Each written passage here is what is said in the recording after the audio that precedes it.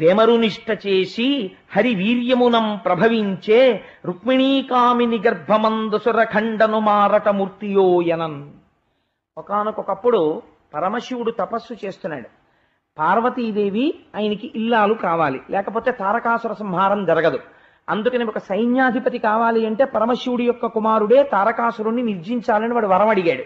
అందుకని పార్వతీ పరమేశ్వరుల్ని కలపడం కోసమని మన్మథుడు బయలుదేరాడు. మీరు ఈ కథని జాగ్రత్తగా అర్థం చేసుకుంటే ఒకే పరమాత్మ తత్వము మీకు బాగా అర్థమవుతుంది. ఎవరండి ఈ మన్మథుడు? ఎవరి పిల్లాడు అంటే శ్రీ మహావిష్ణువు యొక్క కొడుకు. కందర్పదర్పహర సుందర దివ్యమూర్తే అని పేరు ఆయనకి. శ్రీ మహావిష్ణువు యొక్క అందమంతా ఆయన కొడుక్కొచ్చింది. మన్మథుడు మనస్సుల్ని మధించగలిగిన వాడు. ఆయన పుష్పబాణుడై అవతల వారి మనస్సుని కదుపుతాడు.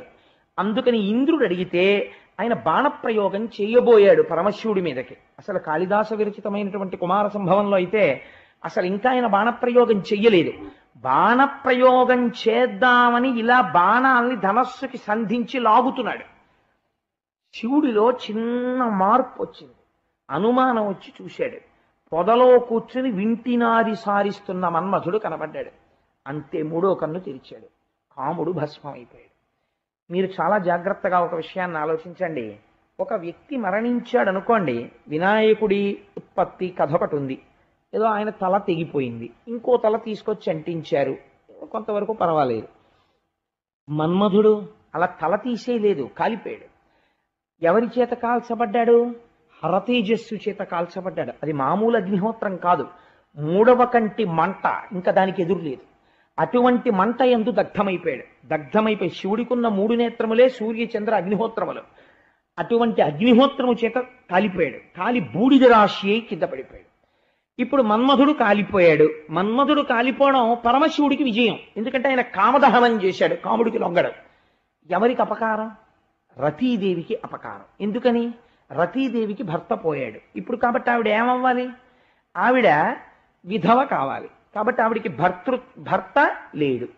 ఇప్పుడు ఆవిడేం చేసింది అంటే, ఎవరు ఐదోతనాన్ని ఇవ్వడంలో సమర్థులో ఎవరిని పరమశివుడితో చేర్చడం వల్ల వాళ్ళిద్దరికీ కలిగినటువంటి కుమారుడి వలన దేవతలు ప్రయోజనం పొందుతారనేటటువంటి భావన చేత మన్మధుడు బాణప్రయోగం చేశాడో, ఎవని యందు ఇంతకు మించి భార్యగా తానర్థం చేసుకున్నప్పుడు తెంపరితనం లేదో అటువంటి భర్తని తనకి తిరిగి ఇమ్మని అడిగింది. ఎవరిని? పార్వతీదేవిని అడిగింది. ఎప్పుడు? పార్వతీ పరమేశ్వర కళ్యాణం తర్వాత అడిగితే లలితా సహస్రంలో ఆవిడికో పేరు వచ్చింది, హరనేత్రాగ్ని సందగ్ధ కామ సంజీవనౌషధి. పరమశివుని 3వ కంటి మంట చేత కాలిపోయినటువంటి మన్మధుణ్ణి ఆవిడ తిరిగి బ్రతికించినది. ఇది అసలు సాధ్యమైన విషయం అండి. కాలి బూడిదైపోయిన వాడు ఎలా తిరిగి బతుకుతాడు? కాలి బూడిది కానివాడు ఇంకా ఏదో బతికున్నాడండి అని చచ్చిపోయిన వాడిని మళ్ళీ బతికించవచ్చు. ఆయన బూడిదైపోయాడు. బూడిదైపోయిన వాడిని బతికించినది అంటే అమ్మవారి యొక్క శక్తికి పరిమితి ఉన్నదా అంటే పరిమితి లేదు. ఆవిడ ఏదైనా చెయ్యగలదు. అందుకే వ్యాసుడు హరనేత్రాగ్ని సందగ్ధ కామ సంజీవనౌషధి అన్నాడంతే. ఆవిడ సంజీవని, ఆవిడ చెయ్యగలదు. ఆవిడ అనుకుందా నేను ఇలా చెయ్యాలి అని ఆవిడ అనుకుందనుకోండి, ఆవిడ చేస్తుందంటే ఆవిడ అటువంటి శక్తి స్వరూపం ఆవిడ. కాబట్టి ఆవిడ ఏం చేసింది? మన్మధుణ్ణి బ్రతికించింది. ఎలా బ్రతికించింది అంటే, రతీదేవికి ఒక వరం ఇచ్చింది. నీ 5వ తనానికి భంగం లేదు. నీ భర్త అనంగుడవుతాడు. అనంగుడంటే శరీరం ఉండదు, కానీ నీకు కనపడతాడు. పైన ఎవ్వరికీ కనపడడు, నీకు మాత్రం కనపడతాడు అని వరం ఇచ్చి, అసలు ఇలా అనంగుడై ఎవరికీ కనపడని వాడు రతీదేవికి మాత్రం కనపడుతున్నాడు. రతీదేవికి మాత్రం కనపడుతున్నాడు, నేను అన్నట్టుగా వాడు బ్రతికాడు అని ఆవిడ చూడాలి కదండి. ఆవిడ మాట సత్యం, తిరుగులేదు. ఆవిడ ఏం చేసిందిట?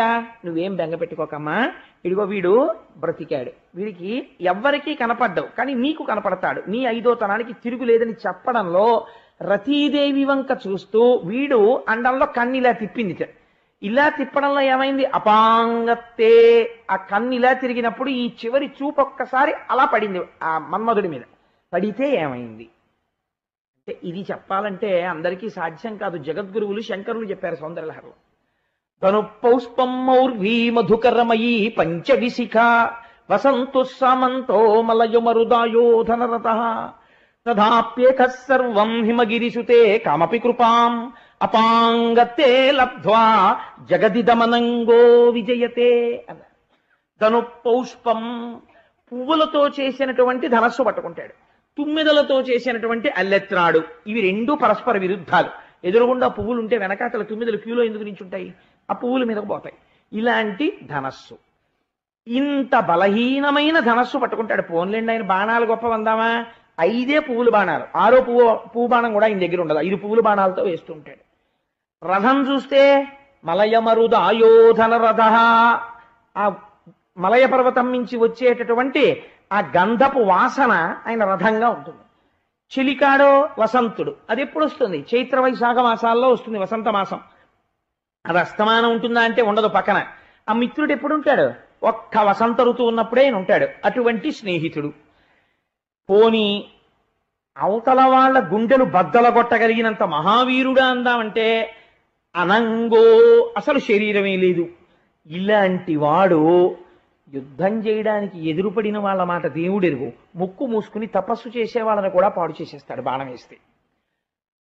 ఎందుకంత శక్తివంతుడైపోయాడు? ఎక్కడి నుంచి వచ్చేసింది ఇంత శక్తి అంటే అపాంగతే లబ్ధ్వా.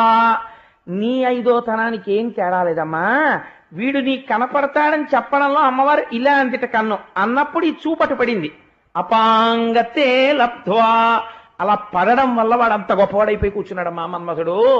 జగదిదమనంగో విజయతే, జగత్తుని గెలిచేస్తున్నాడమ్మా అన్నారు శంకరాచార్యులు వారు. అటువంటి వరాన్ని రతీదేవికి ఇచ్చింది ఆవిడ.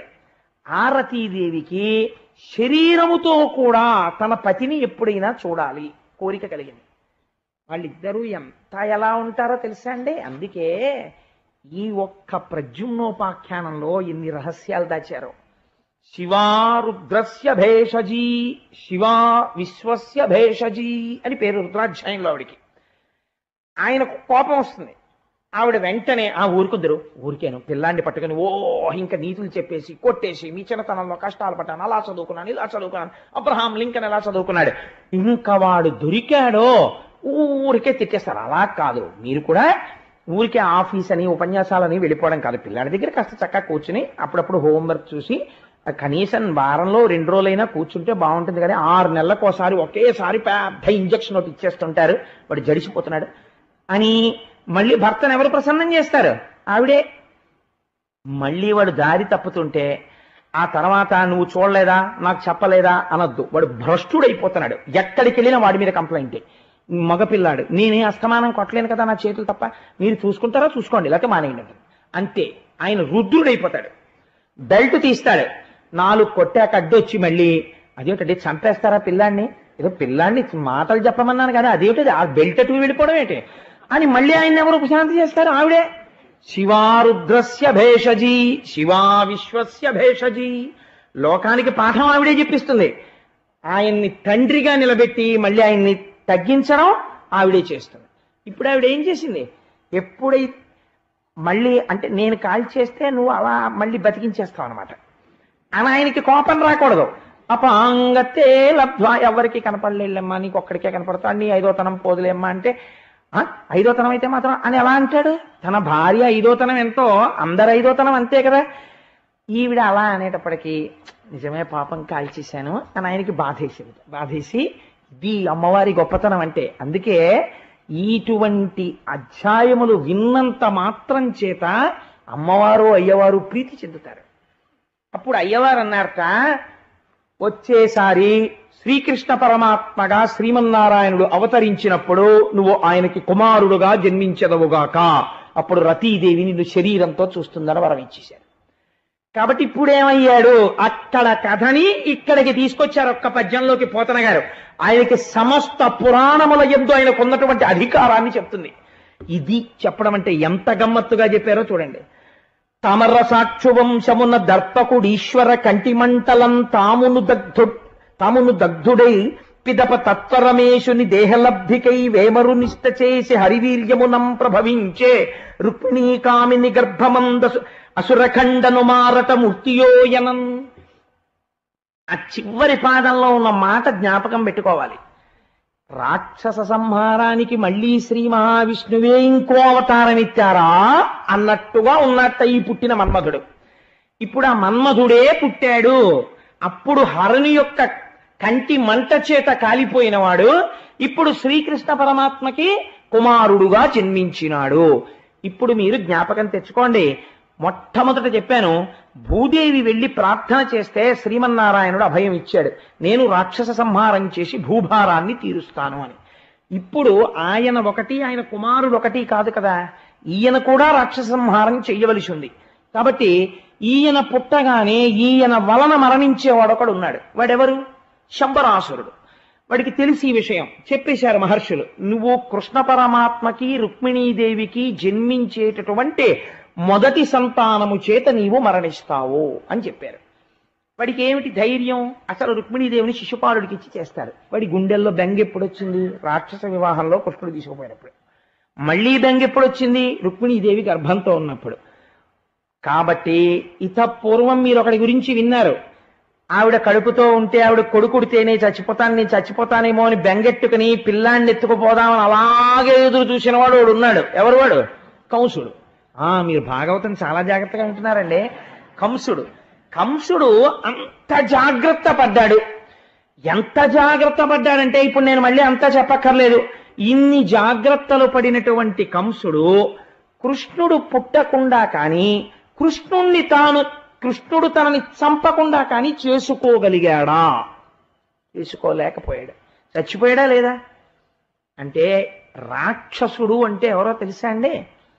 నేను చచ్చిపోకూడదు అని అవివేకంతో మాట్లాడేవాడు. నేనన్నప్పుడల్లా శరీరాన్ని చూపించి ఇది చచ్చిపోకూడదని చెప్పేవాడు. అన్నిటికన్నా ప్రతిరోజు మనతో మాట్లాడేటటువంటిది ఒకటి ఉంటుంది. శంకరాచార్యుల వారు అంటారు, బాల్యాదిశ్యపి జాగ్రదాదిషు తథా సర్వాస్వవస్థాస్యపి వ్యావృత్తాస్వనువర్తమానమహమిత్యంత స్ఫురంతం సదా. జుట్టు తెలిసిపోతూ ఉంటుంది వెళ్ళిపోయే సమయం ఆసన్నం అయిపోతోందని. శరీరం జర్జరీభూతం అయిపోతుంది, ముడతలు పడిపోతుంది, తింటే అరగదు, మోకాళ్ళు నొప్పులు, లేవలేడు, కూర్చోలేడు, జ్ఞాపక శక్తి క్షీణించిపోతుంది. అనుకున్నదా జ్ఞాపకానికి రాదు. పెంచుకున్నటువంటి అహంకారమా కొండలంతుంది. ఇంత అహంకారం పెరిగిపోవడం వల్ల వచ్చే మొట్టమొదటి దుష్ఫలితం ఏమిటో తెలుసా అండి? అమాయకత్వం చేతనైనా సరే ఎవరైనా ఓ మాట అన్నారనుకోండి, ఒక చిరునవ్వు నవ్వి వెళ్ళలేడు. ఎందుకనంటే నన్ను ఇంత మాట అంటారా? పొడుచుకు 10 రోజులు కుమిలిపోతాడు. అన్నవాడు వెళ్ళిపోయాడు, అది గొడవ. వీడు 10 రోజులు పడిపోతున్నాడు మంచం మీద. ఎందుకని? You have become so sensitive. నేను ఇంత వాణ్ణని పెంచేసుకున్నావు అహంకారం. దానివల్ల ఏమైపోతుందంటే వాడు అన్నవాడు సూత్తో కూర్చెళ్ళాడు, నీకు త్రిశూలంతో కూర్చున్నట్టుంది. వాడు అజ్ఞానం అని మీరు వెళ్ళిపోగలిగారు అనుకోండి, అసలు మీకు జ్ఞాపకం ఉండదు. ఓ పసిపిల్లవాడంటే పట్టించుకుంటానేంటి? పట్టించుకో. నేను ఒకసారి వెళ్ళిపోతుంటే ఓ పిల్లాడు క్రికెట్ ఆడుకుంటూ గవో పరిగెత్తుకొచ్చి టైం ఎంత అయింది అంకుల్ అన్నాడు.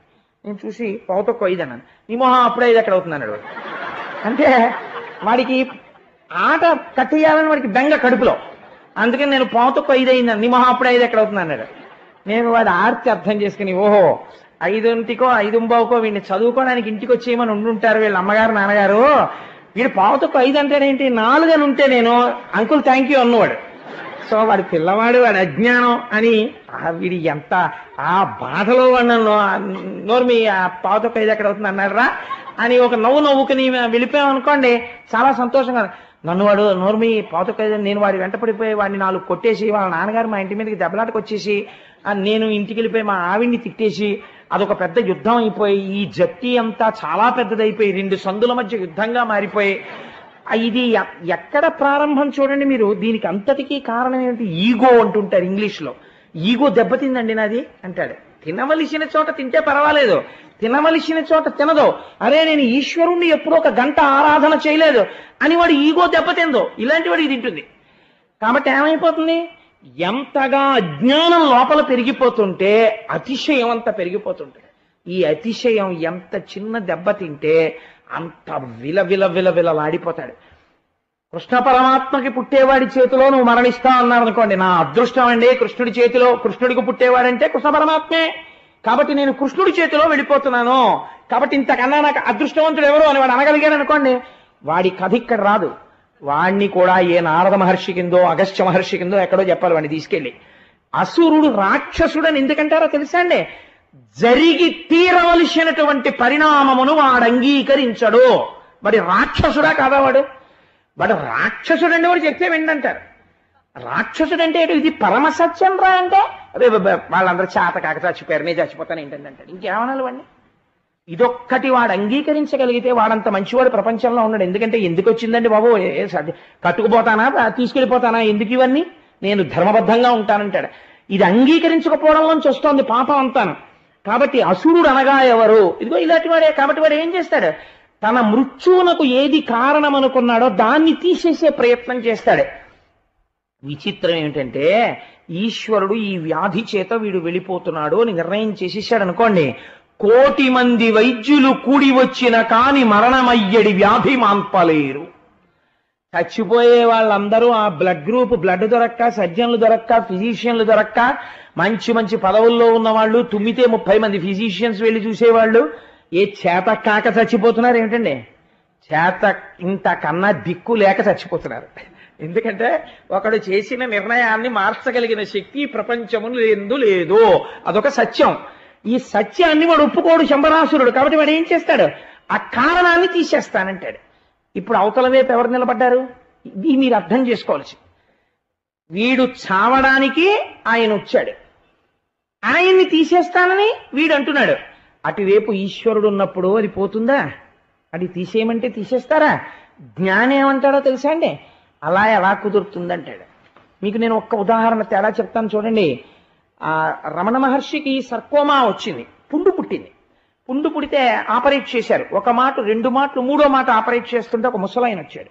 వచ్చి, భగవాన్ అసలు మీరు ఎందుకు దాన్ని ఆపరేట్ చేయించుకున్నారు? దాన్ని ముట్టుకోకుండా ఉండవలసినది, రాచపుండు, దాన్ని కోసిన కొద్దీ పెరుగుతుంది, ఎందుకు కోశారు అన్నారు. అంటే ఆయన నవ్వేసి అన్నారు, కానివ్వండి, డాక్టర్లు అది రాకుండా చేస్తామంటున్నారు, అది ఎన్ని మాటలు కోస్తారో చూస్తాను, మళ్ళీ పుడతానంటోంది, చూస్తాను ఎవరు గెలుస్తారో అన్నారు. ఆత్మసాక్షిగా తన దేహమునకు పుండు పుట్టిందనేవారు కాదు, పుండుకు పుండు పుట్టిందండోయ్ అనేవారు. ఇదే బాధించడానికి వచ్చింది, ఇదో పుండు, దీనికో పుండు, పుండుకు పుండు వచ్చిందనేవారు ఆయన.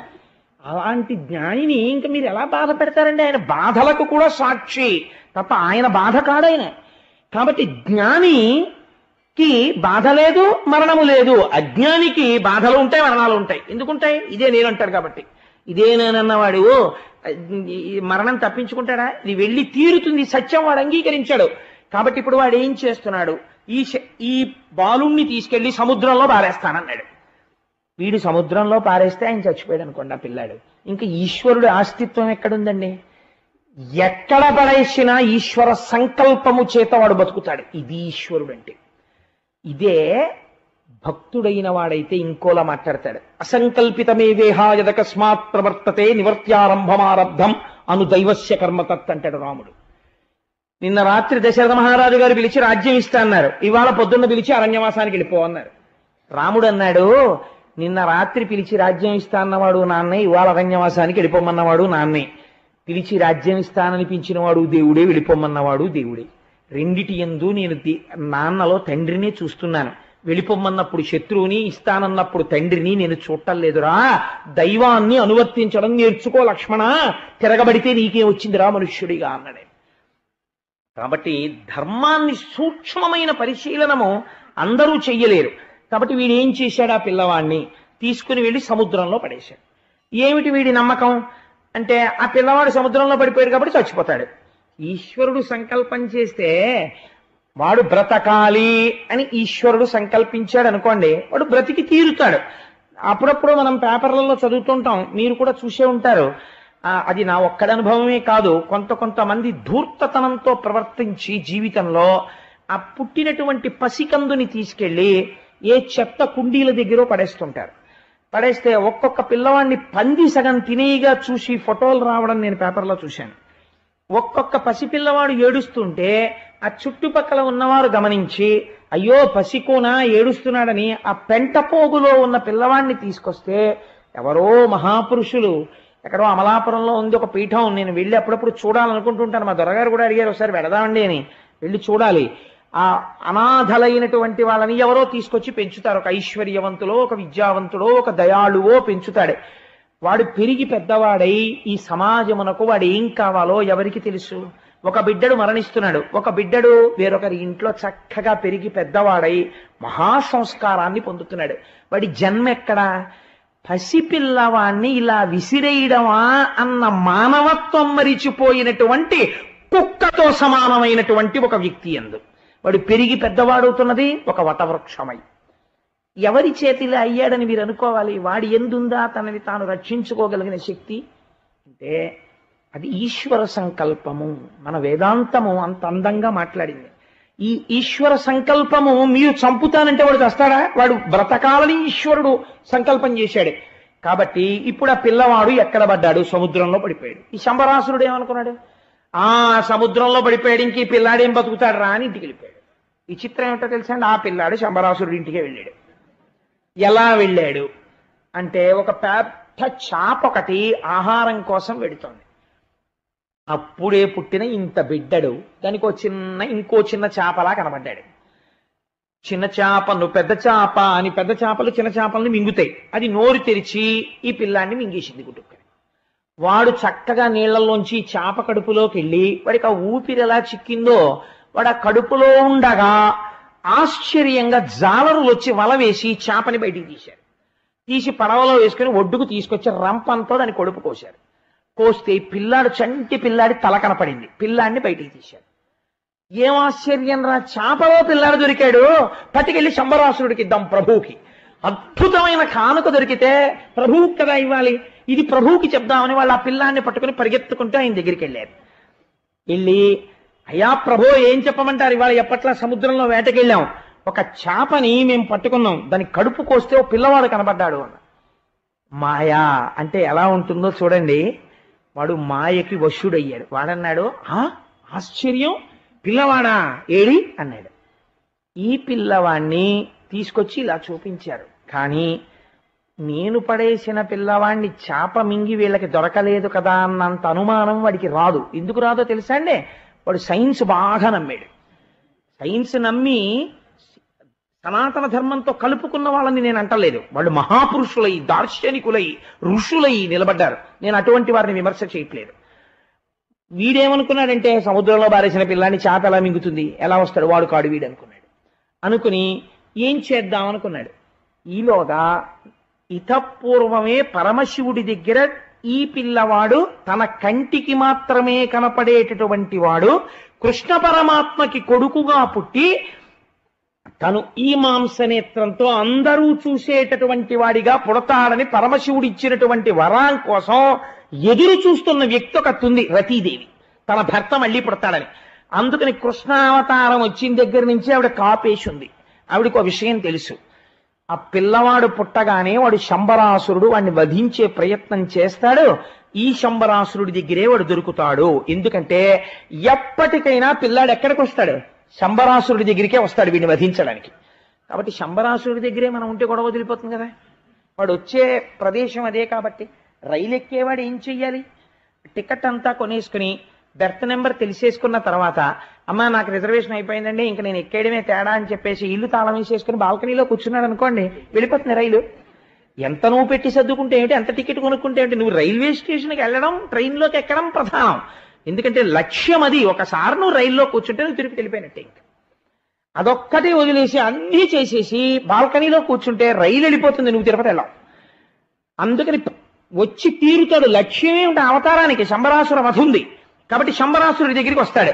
నేను మళ్ళీ కృష్ణుడి ఇంటికి వెళ్ళి మీకు పుట్టబోయే కొడుకే మా ఆయనండి అని నేను ఆయనకి చెప్పుకోవడం, ఆయన భగవానుడు, ఇదెక్కడ గొడవ అనుకోవడం, ఇదంతా పెద్ద ప్రచారం జరగడం ఎందుకు వచ్చింది?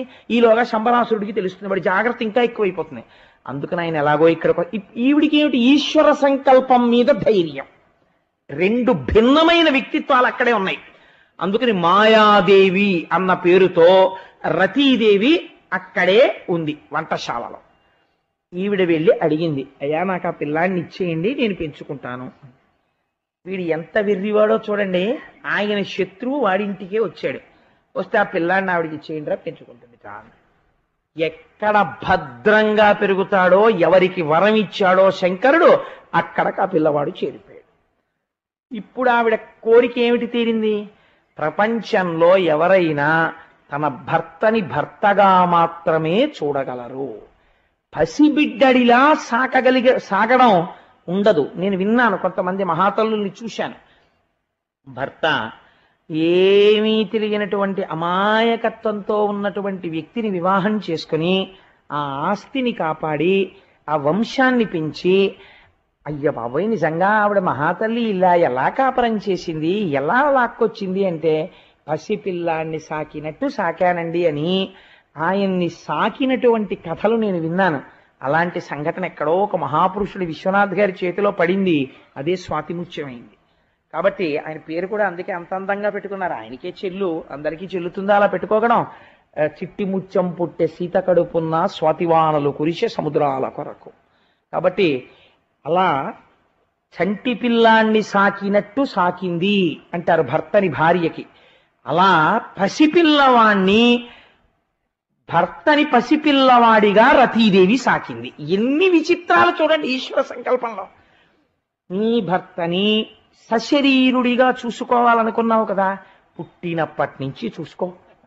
ఎంత కారుణ్యమో చూడండి శంకరుడిది, అవధిలేని కారుణ్యం. ఇంతకు ముందు హరికుమారుడిగా కదా ఉండేవాడు, నా కంటి మంటకి కాలిపోయినప్పుడు. ఇప్పుడు అంతే, హరికుమారుడుగానే వస్తాడు.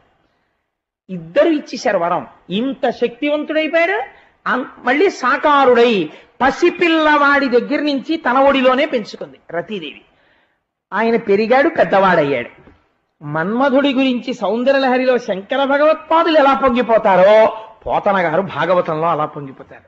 ఎంత గొప్ప పద్యం రాశారో చూడండి. చక్కని వారల చక్కదనంబునకుపమింపయవ్వండు యోగ్యుడయ్యే, మిక్కిలి తపమున మెరయునంబికకు శంకరునెవ్వండు సగము చేసే, బ్రహ్మత్వమును పొంది పరగు విధాతను వాణికయ్యవ్వడు వావిచెరచే, వేయిడాగులతోడి విభుది లోకేశుని మూర్తికి నవ్వడు మూలమయ్యే, మునుల తాలిమికవ్వడు ముల్లు చూపు, మగల మగువలనెవ్వండు మరుల కొలుపు, కుసుమ ధనవునయవ్వండు కొను విజయము, చికురువాలునయవ్వండు సిక్కుపరచు. పేరు చెప్పలేదు. ఆ పెరిగి పెద్దవాడైన వాడు ఎవరో తెలుసా అని మళ్ళీ ఒక్కసారి సంకేతిస్తున్నారు. ఆయనట చక్కని వారల చక్కదనమునకు ఉపమింపయవ్వండు యోగ్యుడయ్యే. ఎవరైనా ఒక పురుషుడు చాలా అందంగా ఉన్నాడు అనుకోండి, ఆయన మన్మధుల్లో ఉన్నాడండి అంటాం తప్ప ఇంకొక ఉపమానం వెయ్యరు, సాధారణంగా వెయ్యరు. కాబట్టి చక్కని వారైనటువంటి వారలకి ఉపమించడానికి సరి అయినటువంటి వ్యక్తిగా ఎవరిని చెబుతారో అటువంటి వాడు ఈయన అయి ఉన్నాడు. మిక్కిలి తపము నమెరయు అంబికకు శంకరునెవ్వండు సగము చేసే. ఇంత తపస్సు చేసినటువంటి పార్వతీదేవికి అబ్బెబ్బే నేను పెళ్లి చేసుకోవడం ఏమిటని బాణం వేస్తుంటే కంటి మంట చేత కాల్చేసినటువంటి శంకరుడు ఆఖరికి భార్యకి అర్ధ శరీరం ఇచ్చేటట్టు చేసిన వాడెవడో వాడు వీడుగా వచ్చాడు. బ్రహ్మత్వమును పొంది పరగు విధాతను వాణికై ఎవ్వడు వావిచెరచే. వాణి అంటే సరస్వతీదేవి. అదొక చిత్రమైనటువంటి కథ అనుకోండి. ఇప్పుడు దాని లోతుపాతులు నేను స్పృశించను, ఎందుకంటే ఆ మాట ఒకటి చెప్తే సభలో ఉన్న వాళ్ళు తప్పుత్రోవ పట్టే అవకాశం ఉంటుంది. తన సృష్టి అయిన సరస్వతిని కామించాడు ఒకనాడు బ్రహ్మదేవుడు, కానీ దానికి సంబంధించిన విషయం వేరు. దాన్ని ఒక పవిత్ర ఆఖ్యానంగా భావించండి. ఎప్పుడైనా శివమహాపురాణం కానీ ఏమైనా చెప్పినప్పుడు దాని లోతుపాతులు మీరు విందురు గాని. కాబట్టి వేయిడాగులతోటి విభుద లోకేశుని మూర్తికి నవ్వడు మూలమయ్యే. ఎందుకంటే పెద్దలు వేసిన ఒక్కొక్క మాటలోంచి మళ్ళీ వెనక్కి వెళ్ళి ఏ దేవి భాగవతంలోంచి ఈ కథంతా చెప్పుకురావాలంటే ఈ పద్యంతో అయిపోతుంది వాళ్ళ నాకు. అందుకని వేయిడాగులతోటి విభుద లోకేశుని అంటే దేవేంద్రుడంతటి వాడు అహల్య కోసమని చెప్పి ప్రయత్నించి ఒళ్ళంతా కళ్ళయ్యేటట్టు చేసిన వాడెవరో వాడు ఇలా పుట్టాడు. మునుల తాలిమికెవ్వడు ముల్లు చూపు. మహర్షులంతటి వాళ్ళు తపస్సు చేస్తుంటే వాళ్ళ మనస్సుని ఎవడు కదుపుతాడో వాడు. మగల మగువులనెవ్వండు మరుల కొలుపు. స్త్రీ పురుషుల మధ్య ఆసక్తి రూపంగా మారేటటువంటి వాడెవరో వాడు ఇలాంటి రూపాన్ని పొందాడు. కుసుమ ధనువునయ వండుకొను విజయము. పువ్వుల ధనస్సు పట్టుకుని ఓడిపోవడం అన్నది తెలియకుండా లోకాన్ని గెలిచేవాడెవడో వాడు ఇలా అయ్యాడు. చిగురు వాలునయ వండు సిక్కుపరచు. చేత్తో చిగురుటాకు పట్టుకుని ఇలా కొట్టాడా, అయిపోయాడు అవతలవాడు.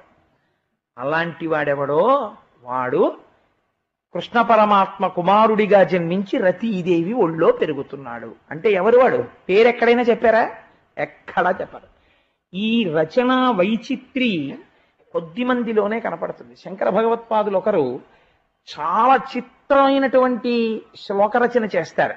వారు శ్లోకాన్ని రచించి వదిలిపెట్టేస్తారు, పేరు చెప్పరు.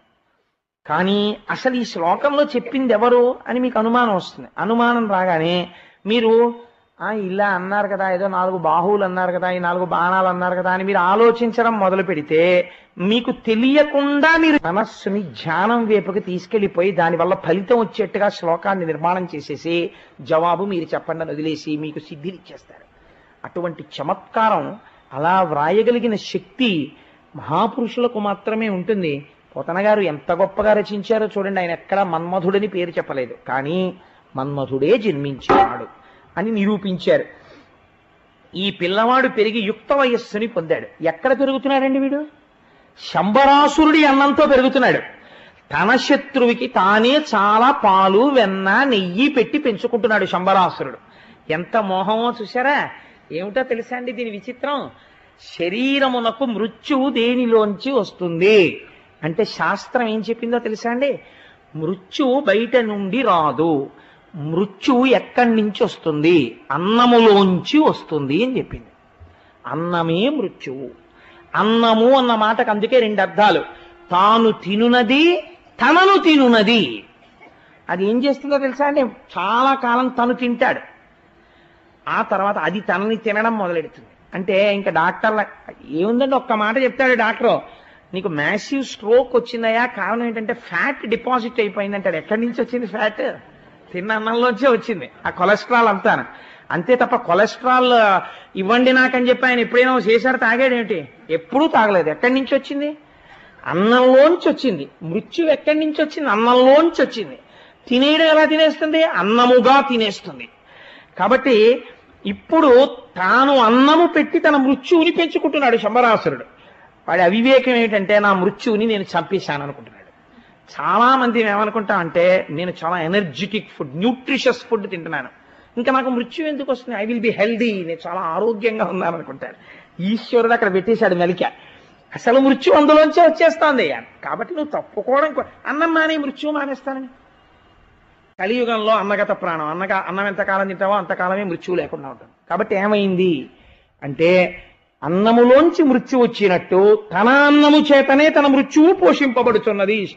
చక్కగా ప్రద్యుమ్నుడు పెరిగి పెద్దవాడైపోయాడు. యుక్త వయస్సు వచ్చేసింది. యుక్త వయస్సు వచ్చి పెద్దవాడయ్యాడు. ఇప్పుడు రతీదేవి ఇంత కష్టపడి పెంచి పెద్ద చేసుకున్నది ఎవరిని? తన భర్తని. లోకంలో అలాంటి పోకడ ఎక్కడైనా ఉంటుందా? ఎవ్వరికీ ఉండదు. సాధారణంగా తల్లి పెంచుకుంటుంది పిల్లవాడిని తప్ప, మా ఆయన్ని నేనే కష్టపడి పెంచి పెద్ద చేసుకున్నానండి, కనలేదు కానీ అని ఎవరైనా అంటుందా? అలా ఉండదు. అసలు అలా పెంచితే పిల్లల్ని మాతృత్వ భావన వచ్చేస్తుంది. కానీ ఆవిడ అసలు అటువంటి భావనతో పెంచలేదు, మా ఆయనన్న భావనతోనే పెంచి పెద్ద చేసింది రతీదేవి. అంటే ఈశ్వరుడు యొక్క వరం ఎంత చిత్రంగా పరిణమిస్తుందో, ఆయన శక్తిని మీరు ఎంత లెక్క కట్టలేరో, ఎంత అద్వితీయంగా ఉంటుందో ఆవిష్కరిస్తున్నారు పోతన గారు. ఇప్పుడు పెంచి పెద్ద చేస్తే ఆయన ఎందే భావన ఉంది? ఆయనకి తెలియదు తాను మన్మథుడని, ఈవిడికి తెలుసు ఆయన మన్మథుడని. కాబట్టి ఆయన ఏమనుకుంటున్నాడు? నన్ను పెంచి పెద్ద చేస్తోంది ఈవిడ అనుకుంటున్నాడు. ఆవిడేమనుకుంటోంది? నా భర్త పెరిగి పెద్దవాడవుతున్నాడు అనుకుంటోంది. ఈవిడ చేష్టితములను గమనించాడు. ఆయనకి యవ్వనం వచ్చిన తర్వాత ఈవిడ ప్రవర్తన యందు దోషమును కనిపెట్టాడు ప్రద్యుమ్నుడు. కనిపెట్టి ఒక ప్రశ్న వేశాడు. నా తనూభవుడీతడంచును నానయించుకలేక యోమాత నీ విధి ఏమి, నేడిటు మాతృభావము మాని సంప్రీతి కామిని భంగి చేసెదు పెక్కు విభ్రమముల్, మహాఖ్యాత వృత్తికి నీకు ధర్మము కాదు మోహము సేయగాన్. మాతృత్వానికే కళంకం తెస్తున్నావు. నువ్వు నన్ను పెంచి పెద్ద చేశావు, నేను నీ కొడుకుని, నువ్వు నా యందు కామవికారము పొడసూపినట్లుగా ప్రవర్తించినట్లు నాకు అనిపిస్తోంది. నీ ప్రవర్తన యందు దోషము కనపడుతోంది.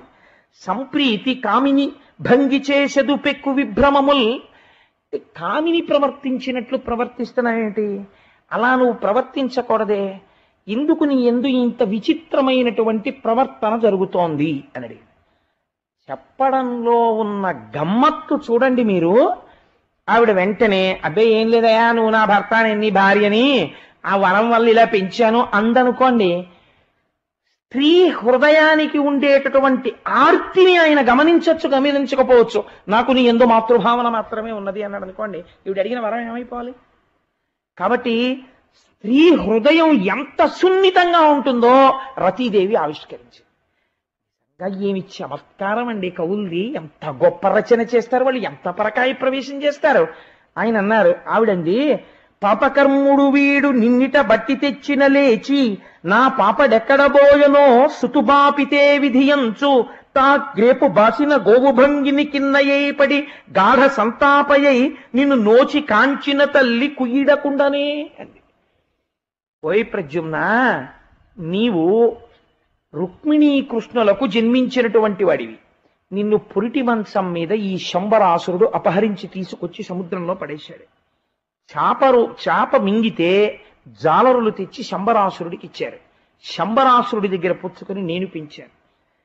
ఆ మాటలో గమ్మత్తు చూడండి. ఆవిడంది, నీ కన్న తల్లి నీవు ఆనాడు ఎప్పుడో పుట్టిన రోజునే పురిటి మంచం మించి నిన్నెత్తుకుపోయినా ఇప్పటికీ నీవు స్ఫురణకొచ్చినప్పుడల్లా నా కొడుకు ఏమయ్యాడో అని ఏడుస్తూనే ఉంటుంది. ఆ అమ్మకున్న కష్టాన్ని పరిమార్చి నీవు మళ్ళీ అమ్మ వద్దకు చేరవద్దా అని అడిగింది. ఇప్పుడు తనకి తెలియకుండానే ఆయనలో ఉన్న మాతృభావాన్ని ఎవరి వైపుకి తిప్పేసింది? ఎవరి వైపుకు తిరగాలో వారి వైపుకు తిప్పింది. అవతార ప్రయోజనాన్ని పూర్తి చేయిస్తోంది, శంబరాసుర సంహారం చేయిస్తోంది. ఇప్పుడు ఆయన ఏమంటాడు వెంటనే, అయితే నువ్వు తల్లి కాదనమాట, నువ్వు ఎవరని అడుగుతాడు. ఇప్పుడు నేను నీ భార్యని, నేను రతీదేవిని, నాకు పరమశివుడు ఇచ్చినటువంటి వరం మేరకి నిన్ను పెంచాను. ఇప్పుడు ఆయన నీ యందు మాతృభావన ఉన్నది అనడానికి అవకాశం లేదు. ముందే మాతృభావన వైపుకి తీసుకెళ్ళిపోయింది ఆవిడ సత్యాన్ని ఆవిష్కరించేప్పుడు. మాట ఒకరితో చెప్పేటప్పుడు క్లిష్టమైనటువంటి సందర్భంలో మాట్లాడడం ఎంత గొప్పదో, మాటల చేత దేవతలు మన్నన చేసి వరంబులిత్తురున్, మాటల చేత దేవతలు కూడా పొంగిపోయి వరాలిస్తారు. ఆ మాట ఎంత జాగ్రత్తగా ఉండాలో, ఆ మాట అవతల వాళ్ళని ఎలా ఉద్ధరించాలో, ఎంత అందంగా మాట్లాడాలో పోతన గారి పద్యాలు మనకి భిక్ష పెడతాయి వాటిని చదివితే. కాబట్టి ఈ మాట చెప్తే వెంటనే ఆయన అన్నట్ట, ఉత్తర క్షణం నేను నా తల్లిని చేరుకోవాలనుకుంటున్నాను. ఎంత ఏడుస్తోందో మా అమ్మ, ఎప్పుడు తీసుకొచ్చేశాడు ఈ దుర్మార్గుడు శంబరాసురుడు, పురిటి మంచం మించి తీసుకొచ్చాడా, అప్పటి నుంచి ఇప్పటి వరకు మా అమ్మ నా కోసం ఏడుస్తూనే ఉందా, వెంటనే నేను వెళ్ళి మా అమ్మ కన్నీళ్లు తుడవాలి. అమ్మా, ఏ దుర్మార్గుడు ఎత్తుకుపోయాడో వాణ్ణి చంపేశానమ్మా అని చెప్పి నేను బయలుదేరాలి, కాబట్టి నేను వెంటనే చంపేస్తానన్నాడు. ఆవిడంది, ఆగాగు, నువ్వు అంత తొందరగా వాణ్ణి చంపలేవు. వాణ్ణి చంపడానికి వాడి దగ్గర గొప్ప మాయలున్నాయి. ఆ మాయల్ని నిర్జించడం ఎవ్వరి వల్ల కాదు. కాబట్టి నీకిప్పుడు నేను ఒక మంత్రోపదేశం చేస్తాను, ఒక విద్యని ఉపదేశిస్తాను. ఆ విద్య పేరేమిటో తెలుసా? మహామాయా విద్య. ఎక్కడది మాట? మహామాయా, మహాసత్వ, లలితా సహస్రనామ స్తోత్రంలోది. ఏ తల్లి అనుగ్రహంతో ఇవాళ ఈ స్థితికి వచ్చాడు?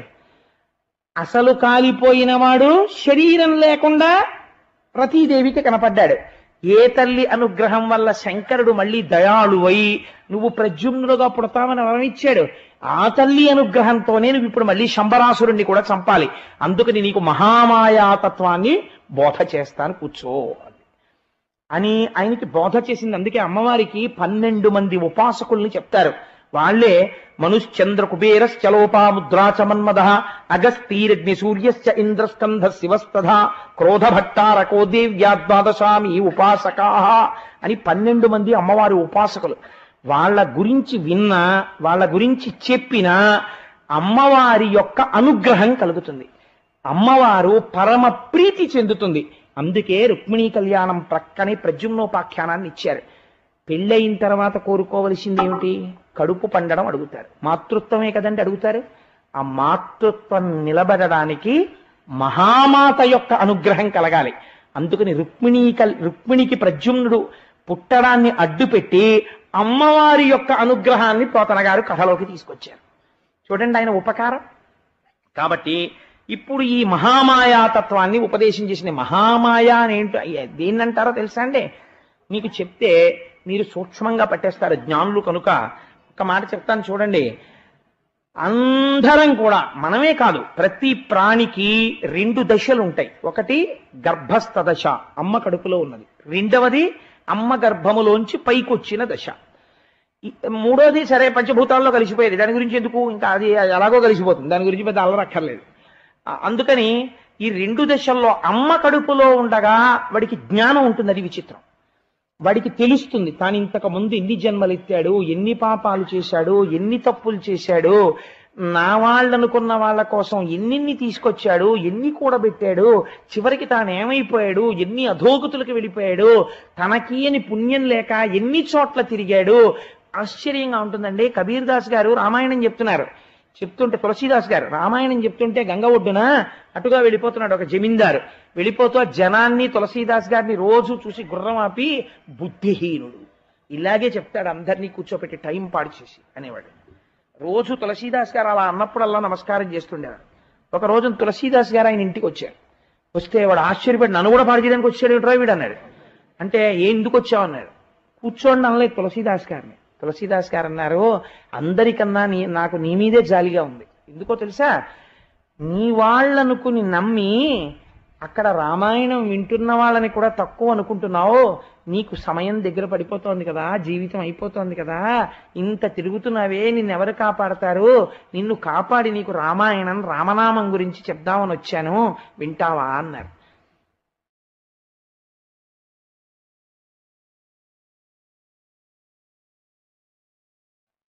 వెటకారం ఆడాడు ఆయనతో. వచ్చే ఏడాది ఇదే రోజున కనపడి వింటానన్నాడు.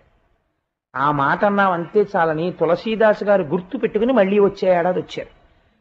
మళ్ళీ వచ్చాడురా ఇంత గుర్తెట్టుకునని మళ్ళీ వచ్చే ఏడాది కనపడన్నారు. మళ్ళీ వచ్చే ఏడాది వచ్చారు తులసీదాస్ గారు. వస్తే ఏం వింటావా అని అడిగారు.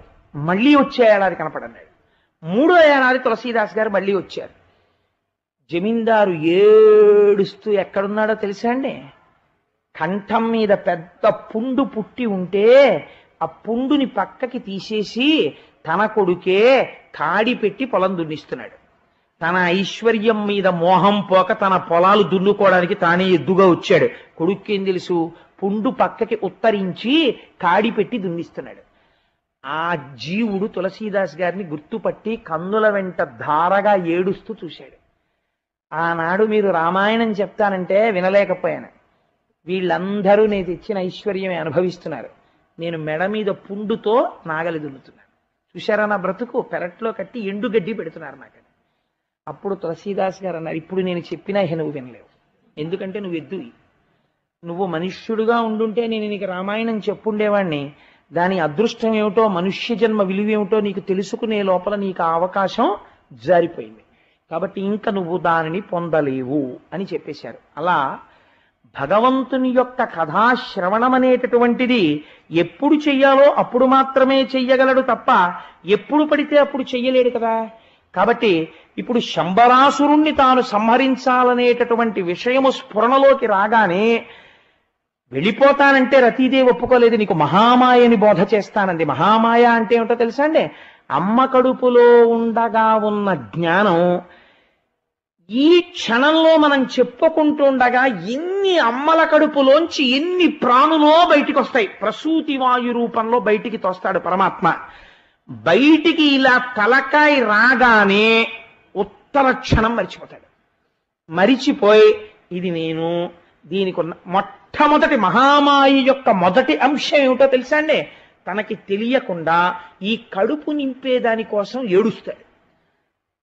అమ్మ పాలిస్తుందని తెలియదు, వాడు ఏడుస్తాడు అంతే. అమ్మ పాలిస్తుంది. ఈ ఏడుపుకి అమ్మలోంచి పాలు వస్తాయి. అది ఆశ్చర్యం. ఆ పాలు తాగుతాడు, తాగి బతికేస్తాడు. వాడికి ఒకటే కోరిక, వాడికి తెలివి వచ్చి ఆకలేసినప్పుడల్లా ఏడుస్తాడు. అమ్మ పాలిస్తుంది, తాగుతాడు. కాబట్టి మొదటి మాయ దేనియందు? అన్నమునందు. తినడం మీద మొదటి మాయ ప్రారంభం. అందుకే అవసరం ఉన్నా లేకపోయినా అటొచ్చి ఇటొచ్చి తినేస్తుంటాడు ఇంకా. కాబట్టి ఏమైపోతుంది అంటే మహామాయ తాను ఎందుకు వచ్చాడో మరిచిపోయేటట్టు ఇన్ని కోట్ల కోట్ల కోట్ల ప్రాణులను తల్లి గర్భము నుంచి వచ్చేటప్పుడు చేయగలిగినటువంటి శక్తి స్వరూపమేదో దానికి మహామాయ అని పేరు. ఆవిడ అనుగ్రహం కలిగిందనుకోండి, ఈ ముడి కూడా విప్పేస్తుంది, విప్పేసి మళ్ళీ ఈశ్వరుడితో కలిపేస్తుంది. ఇప్పుడు నీకు నేను ఆ విద్య బోధ చేస్తున్నాను, ఆ తల్లి అనుగ్రహం నువ్వు ఇవ్వాలి, ఇలా వచ్చావు మళ్ళీ. ఇప్పుడు నువ్వు మళ్ళీ ఆ అనుగ్రహం నిలబెట్టుకోకపోతే మళ్ళీ ఎప్పుడో శంకరుడి జోలికి ఎడతావు. కాబట్టి నువ్వు ఆవిడ అనుగ్రహం పొందితే శంకరుడితో కలుస్తావు. నువ్వు శంకరుడితో కలవాలి ఈ జన్మలో. అందుకనంటే నువ్వు మోక్షమును పొందాలి. నువ్వు శ్రీమన్నారాయణుడికి కొడుకువైనందుకు ఆ స్థితిలో నిలబడాలంటే ఇది తెలుసుకోవాలి.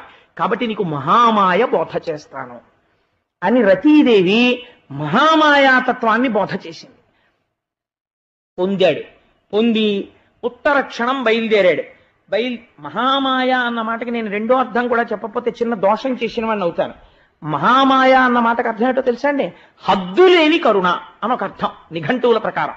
హద్దులేని కరుణ ఎక్కడ? బూడిదైపోయిన వాడికి పెళ్ళానికి మాత్రమే కనపడేటట్టుగా చేయడం కాదు. ఆ తర్వాత ఉత్తర జన్మలో మళ్ళీ అదే పిల్లాన్ని పుట్టించి ఆ భార్యకే అప్పచెప్పేట్టుగా చేయడం. ఎవరు చేయగలరు ఇది? ఒకనాడు తప్పు చేసిన వాడిని కాల్చేసిన భార్య ఏడ్చిందని ఇంత వరం ఇవ్వడంలో ఎంత కారుణ్యం ఉంది. అందుకని మహాకరుణ మహామాయ. అందుకని మహామాయా విద్య బోధ చేస్తాను.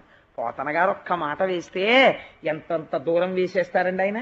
కాబట్టి ఇప్పుడు నేను ఆ విద్య నీకు బోధ చేస్తాను. ఆవిడ బోధ చేసింది తెలుసుకున్నాడు. ఇప్పుడు ఆ మహామాయ తెలియగానే మిగిలిన మాయలన్నీ పిల్లమాయలు.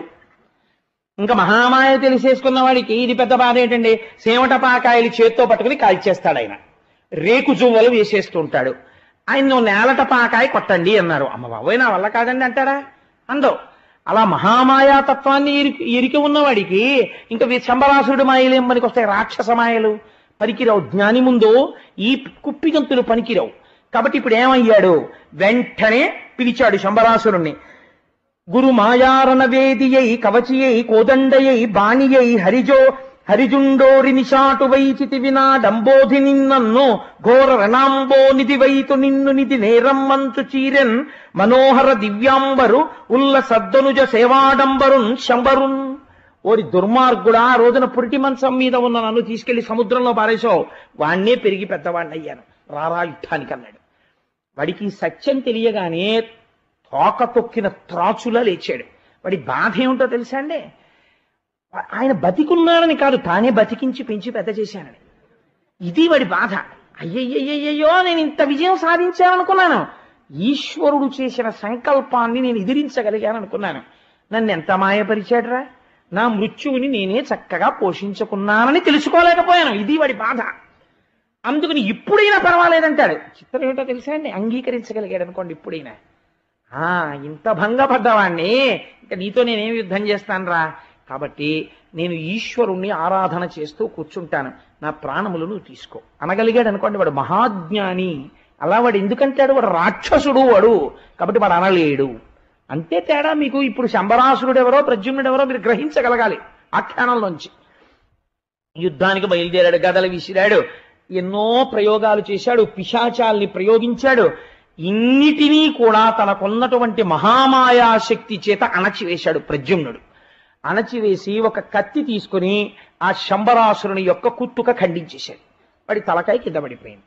ఏమైంది వీడి చేసిన ఇంత అల్లరి అంటే, ఎవడు చావు తప్పుకుందాం అనుకున్నాడో వాడు ఎవరి చేతిలో చచ్చిపోతావని ఈశ్వరుడు సంకల్పం చేశాడో వాడి చేతిలో చచ్చిపోయాడు. కాబట్టి ఏం తెలిసింది? ఈశ్వర సంకల్పము జరుగుతుంది. ఏది ఈశ్వర సంకల్పమో ఏ దేహమైనా వెళ్ళిపోవలసింది. కాబట్టి ఇది అంగీకరించగలిగితే ఎంత హాయి, ఎంత సంతోషం. ఎక్కడుంది మోహం, ఎక్కడుంది అజ్ఞానం, అవిద్య? చాలా సంతోషంగా ఒక డ్రామాని చూడడం మొదలు పెడతాడు. కాబట్టి సంతోషంగా హాయిగా ప్రశాంతంగా ఉండగలుగుతాడు.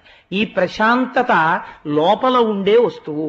₹1,00,00,000 ఇట్టి షాప్కి వెళ్ళి ఓ ½ కిలో మనశ్శాంతి అమ్ముదురు అంటే ఎవ్వడు అమ్మడం. మనశ్శాంతి అన్నది ఎక్కడొస్తుంది? నువ్వు సత్యాన్ని అంగీకరించడంలో మనశ్శాంతి ఉంటుంది. అది లేని వాడికి ఇది ఉండదు. కాబట్టి ఏమైంది? ఈ శంబరుణ్ణి చంపితే పోతన గారు అన్నారు, చిగురాకడి దపుదారును జగముల పరవశము చేయు చలపాదికి దొడ్డగు నిక్కడిదంబున తన పగతుం తెగవేయుటెంత పని చింతింపన్. ఓ చిగురుటాకు పట్టుకుని ఎంతంతో తపస్సు చేసుకుంటున్న వాళ్ళని ఇలా అంటే పడగొట్టగలిగినటువంటి వాడికి ప్రద్యుమ్నుణ్ణి చంపడం ఒక లెక్క, అందుకని చంపేవతల పారేశాడయా అన్నారు. ఇలా చంపేసిన తరువాత ఒక చిత్రం జరిగింది. వెంటనే ఇప్పుడు ఎక్కడికి వెళ్ళాలి? అమ్మని చూడ్డానికి వెళ్ళాలి. మీరు ఒక్క విషయం గమనించాలి, ఇవన్నీ తెలుసున్నవాడు ఒక ఆయన ఉన్నాడు. ఎవరండి? కృష్ణుడికి తెలుసు. కృష్ణుడికి తెలిస్తే కొడుకుని ఎత్తుకుపోగానే, నాకు తెలియట్లేదు రుక్మిణి, చారుల్ని పంపించాను రుక్మిణి, సైన్యాన్ని పంపించాను రుక్మిణి, ఎక్కడో తప్పిపోయాడు పిల్లాడు, ఎవరో ఎత్తుకుపోయారు, మనకి తెలియదా జాడ కూడాను, వాడిని చంపుదామంటే పోనీ తెలియదు అని ఊరుకున్నాడు. ఎందుకు ఊరుకున్నాడు? ఆయనకి తెలుసు రాక్షస సంహారం జరగాలి, వీడు శంబరాసుడిని చంపి వచ్చేస్తాడులే ఆయనకి తెలుసు. అందులో ఆయన నిబ్బరంగా ఉన్నాడు. పైకి కొడుకు కోసం వెతుకుతున్న వాళ్లే ఉన్నాడు. అందుకే కృష్ణ పరమాత్మ చెప్పింది చేయడమే తప్ప ఆయన చేసింది నువ్వు చేసే ప్రయత్నం చేయకంటారు. అది పరిపూర్ణ అవతారం. It cannot be imitated. రామచంద్రమూర్తిని మీరు అనుకరించాలి, కృష్ణుణ్ణి అనుకరించకూడదు. రాసలీల నేను చేస్తానంటే కొంపలు అడిపోతాయి. కాబట్టి ఈయన బయలుదేరి ఆకాశ మార్గంలో రతీదేవితో కలిసి రుక్మిణీదేవి యొక్క అంతఃపురంలో దిగాడు. దిగితే ఒక విచిత్రం జరిగింది అక్కడ. ఏ ఆశ్చర్యం జరిగిందో తెలుసా అండి? వాళ్ళు ఎప్పుడూ కూడా కృష్ణుడినే చూడడం వాళ్ళకి అలవాటు. ఆ ఇంట్లో కృష్ణుడు ఎలా ఉంటాడో ముద్ర ప్రద్యుమ్నుడు అలా ఉంటాడు. వాళ్ళు చూసి చెలికెత్తెలు, అంతఃపుర స్త్రీలు అందరూ ఆకాశంలోంచి రతీదేవితో కలిసి దిగాడు. జలదస్యాము ప్రలంబబాహుయుగళం చంద్రాననం నీలసంకుల వక్రాలకు పీతవాసు ఘనవక్షున్ సింహమధ్యున్ మహోత్పలపత్రేక్షణు మందహాస లలితుం పంచాయుధం నీరజాక్షులుత రేమరపాటు చూచి హరియంచుండాగి రయ్యయ్యడన్. ఆ అంతఃపురంలో ఉన్న పరిచారికలు, సైరేంద్రులు వాళ్ళు తిరుగుతున్నారు. ఒక్కసారి పైనుంచి కిందకి దిగాడు. పట్టు పీతాంబరం కట్టుకుని ఆ చేతులు, ఆ కాళ్ళు, ఆ నడక, ఆ చూపు, ఆ కళ్ళు, ఆ ముక్కు, ఆ నోరు, ఆ నవ్వు అన్నీ శ్రీకృష్ణుడే. ఈయన్ని చూసి వాళ్ళు అనుకున్నారట, ఇదేమిటి ఇవాళ రథం మీద రావడం అనేసి ఆకాశంలోంచి దిగాడు, కృష్ణ పరమాత్మ నడిచొస్తుంటే మనం మామూలుగా ఎదురుగుండా నడవలేం కదా అని గబాల గబగబ ఎక్కడి వాళ్ళు అక్కడ స్తంభాల చాటికి తప్పుకున్నారట. అంటే పోతనామాచ్యుల వారు ఏం ఆవిష్కరిస్తున్నారు? ఆత్మావై పుత్రనామాసి, తండ్రి ఎలా ఉంటాడో అలాంటి కొడుకు పుట్టాడు. ఇంతకన్నా సజ్జ ఫలితం ఏమిటండి? నిన్న రాత్రి ఈ పాటికి కళ్యాణం అయితే ఇవాళ ఈ పాటికి నడిచొచ్చే కొడుకు పుట్టాడు. కాబట్టి కొందరు హరియగునందురు, కొందరు చిహ్నములు కొన్ని కొన్ని హరికి లేవందురు, మెల్లన తెలియుదమందురు మరుజూచి కొందరబలలు గుములై. కొంతమంది అబలలు అంతఃపుర స్త్రీలు చూసి లేదు లేదు కృష్ణుడే, అచ్చరిగో చూసారా కాళ్ళు, ఆ చేతులు, పట్టు పీతాంబరం కృష్ణుడే అంటారు. కొంతమంది లేదు ఈ మధ్య కొంచెం వయస్సు వచ్చి ఆయనకి చేతులు అవి కాస్త ముడతలు పడినట్టు ఉంటుంది, కొంచెం కొడుకులా ఉన్నాడు కానీ కొడుకులు లేరు కదా, చిన్నప్పుడు ఎత్తుకుపోయారు కదా, కొడుకు కాడేమో, పోలికలు బాగా ఉన్నాయి, అచ్చ అలాగే ఉన్నాడు అంటున్నారు కొంతమంది. మరి ఎవరు ఎక్కడి నుంచి వచ్చాడు? ఇంట్లో రుక్మిణీదేవి ఉంది, ఆయన మండగురు భార్యలు ఉన్నారు, మళ్ళీ ఈయన ఎక్కడి నుంచో వచ్చాడు, ఇది ఎక్కడ గొడవ, ఇప్పుడు ఏ భార్యలోంచి వచ్చాడు అని వాళ్ళందరూ సరే ఎందుకు వచ్చింది ఊరుకోండి, కాసేపు ఆగితే తెలుస్తుంది కదా, రుక్మిణీదేవి వచ్చి అడుగుతుంది, మనకెందుకు ఇలాంటి వాటిల్లో పెద్ద విషయాలు మనం వేలు పెట్టకూడదు, ఆగండి ఆగండి అన్నారట. అని గుంపులు గుంపులుగా చేరి ఒక్కొక్కళ్ళు చూశారు. ఇప్పుడు ఇదేం చిన్న సబ్జెక్ట్ ఏంటంటే చాలా పెద్ద విషయం.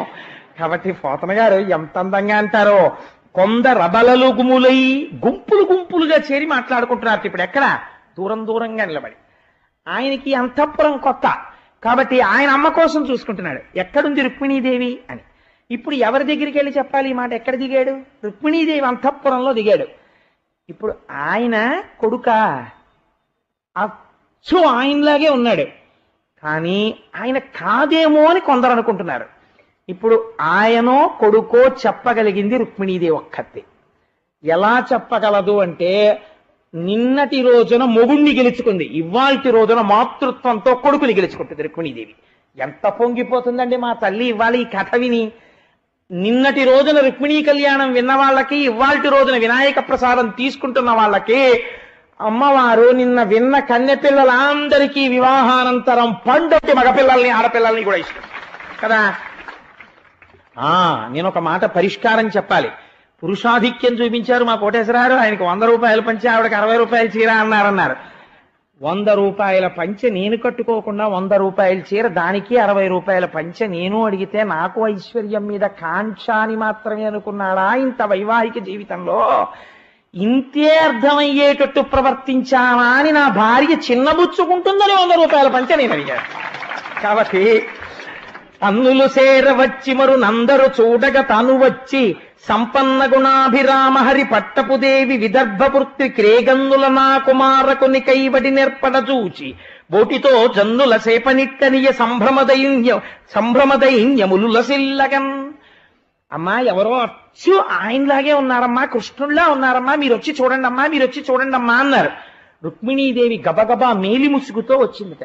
వచ్చి పరపురుషుణ్ణి చూడరు అంతఃపుర కాంతలు, అందుకని సన్నగా ఉన్న పరదా చాట్ నుంచి చూసింది. చూడగానే మాతృత్వానికి ఉన్న గొప్పతనం ఏమిటో పోతన గారు ఇక్కడ ఆవిష్కరిస్తున్నారు. ఆవు దూడని చూసినప్పుడు ఎలా ఉంటుందో ఆ చూపు అలా అయిపోయింది. హనుమద్ రామాయణని హనుమ రాసుకున్నారు రామాయణం.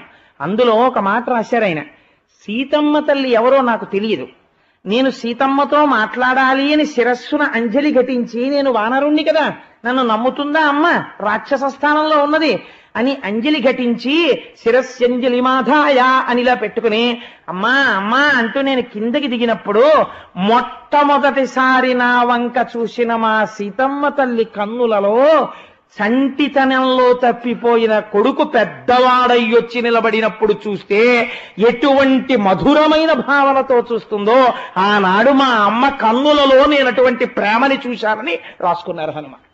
అమ్మ చూపు అంత గొప్పది. అందుకని పోతన గారు కూడా ఎంత గొప్పగా రచించారో చూడండి.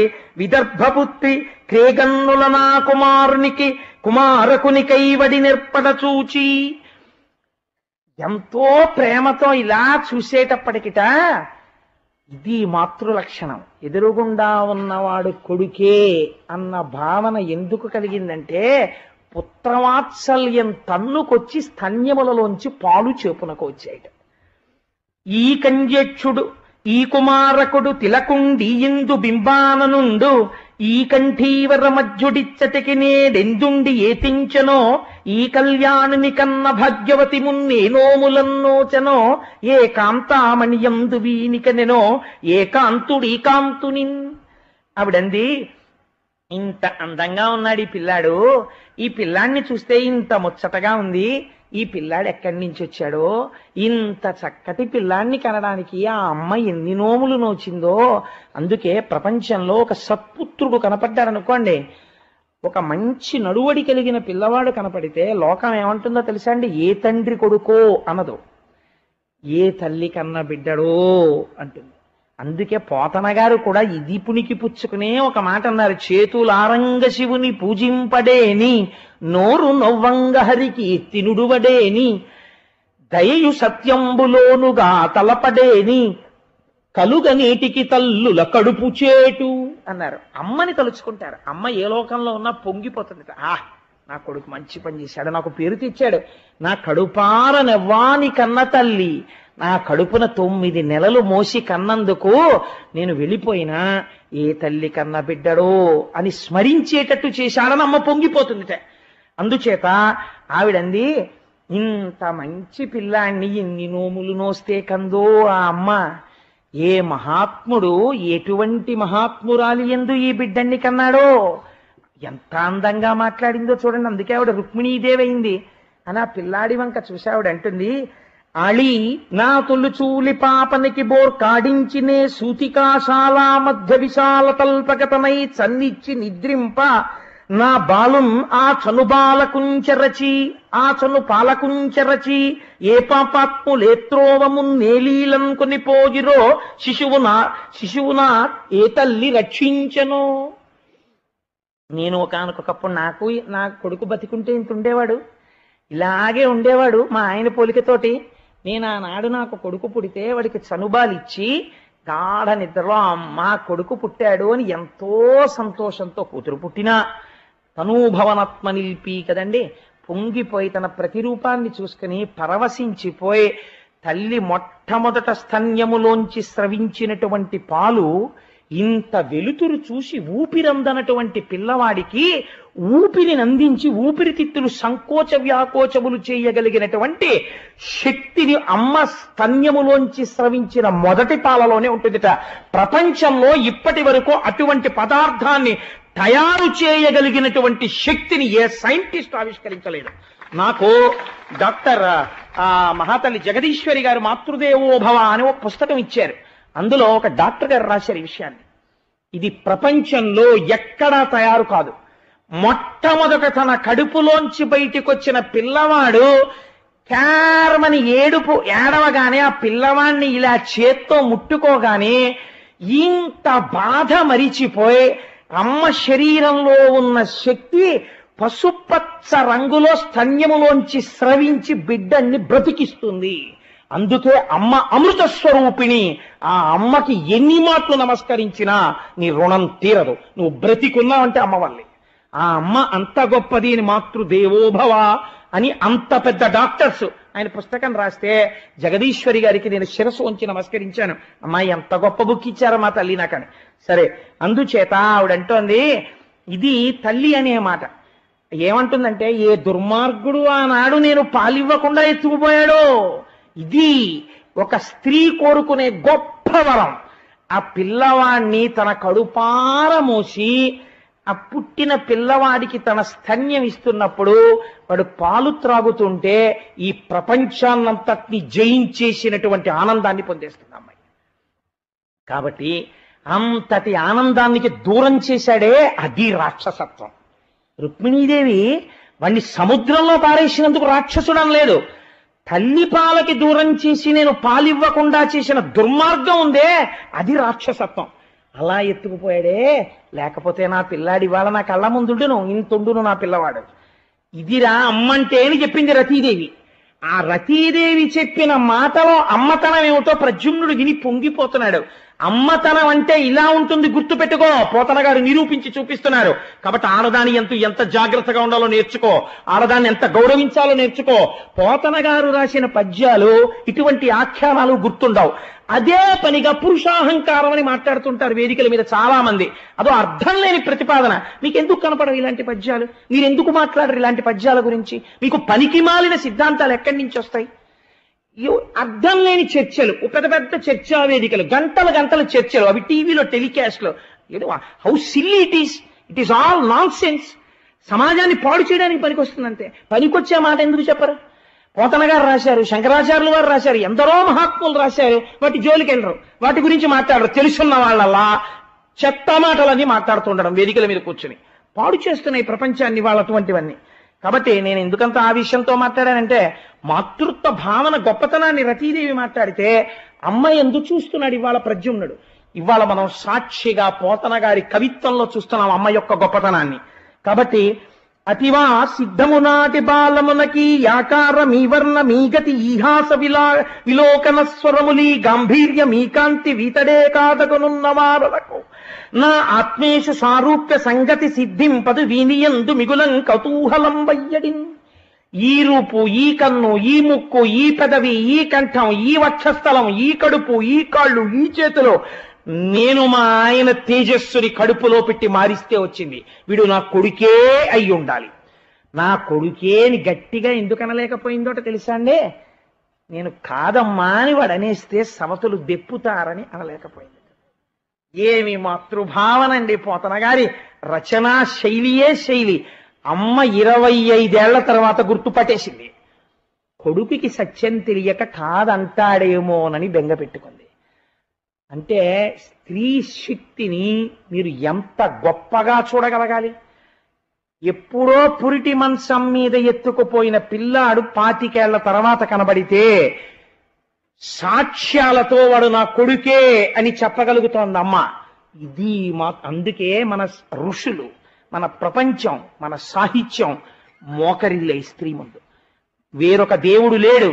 మొదటి దేవత అంటూ ఉంటే ప్రపంచంలో మాతృదేవోభవ, అమ్మకే ముందు వందనం. అమ్మయే ముందు వేసే భిక్ష. తొలి నమస్కారం అమ్మదే. ఎప్పటికీ అమ్మయే దైవం అని అమ్మ గురించి అంత గొప్ప చేసి మాట్లాడారు. పొదలెడి ముదమున చిత్తము కదలెడిన ఎడమ మూపు కన్నుల వెంటన్ పొదలెడి నానందాశ్రులు మొదలెడి పాలిండ్ల పాలు ఏమయ్యడినో.